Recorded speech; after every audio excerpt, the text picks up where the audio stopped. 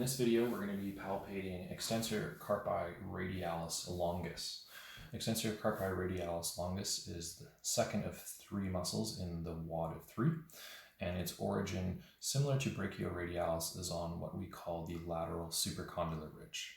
So I've identified her lateral epicondyle of her humerus here, and just above that, on the distal 1/3, is the origin of Extensor Carpi Radialis Longus. By placing my finger here, I'm then going to ask my partner to do some radial deviation and extension.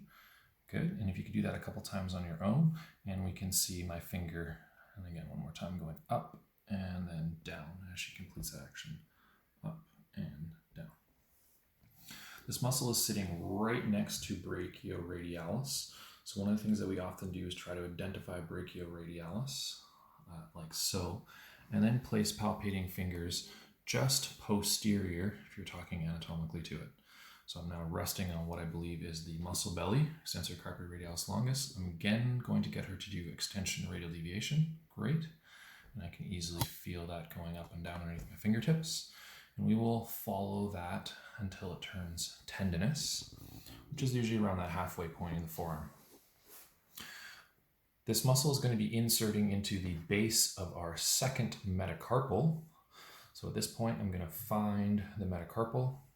This portion is its head, following back along the shaft. And as it widens right here, that indicates the base, the more proximal part of that second metacarpal.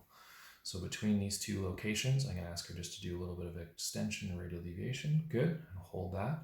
I can easily cross fiber that tendon as I'm following it towards my distal finger, denoting its insertion right here. Especially across the back of the wrist, you can easily feel the tendon for Extensor Carpi Radialis Longus. It's going to be doing, again, a couple actions at our wrist, as we've discussed, in extension and radial deviation. And because of its attachment higher up on the humerus on that supracondylar ridge, it also acts doing flexion at the elbow joint. Just like all the other extensors in this group, it's innervated by the radial nerve. Following our palpation of Extensor Carpi Radialis Longus, we're moving on to palpating Extensor Carpi Radialis Brevis. Extensor Carpi Radialis Brevis is going to be originating on the lateral epicondyle of the humerus via what we call the common extensor tendon. Because of its close proximity to longus and its similar function, I'm actually going to be using Extensor Digitorum to help differentiate it. So the first thing I'm going to ask my partner to do is rapidly tap her fingertips on the table, and you should be easily able to see Extensor Digitorum.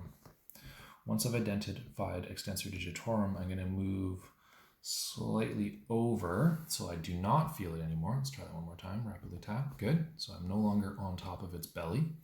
And now I'm going to again ask for her to do extension and radial deviation. Good. So again, my fingers are going up and down. Where I was previously over here is brachioradialis, leaving a spot in between my thumb and my fingers where Extensor Carpi Radialis Longus would be. So from Extensor Digitorum and Extensor Carpi Radialis Brevis, right in this region here, on the lateral epicondyle, I'm going to get you to pulse that radial deviation extension. Good. And I'm going to follow it down the forearm. Good, until I start to lose that muscle belly again around the mid-range. Now, Brevis is going to be inserting similar to Longus, but instead of on the second, it's inserting on the third metacarpal at its base.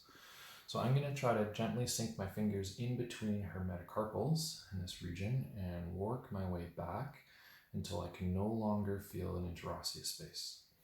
So in this space, it's now again more muscle, and now it's bone. So that's denoting I'm over top of the bases, base number 2, base number 3. So for Brevis, it's inserting on that dorsal surface, base of the third metacarpal in this region. I can again have you do some extension, just kind of hold that up for me.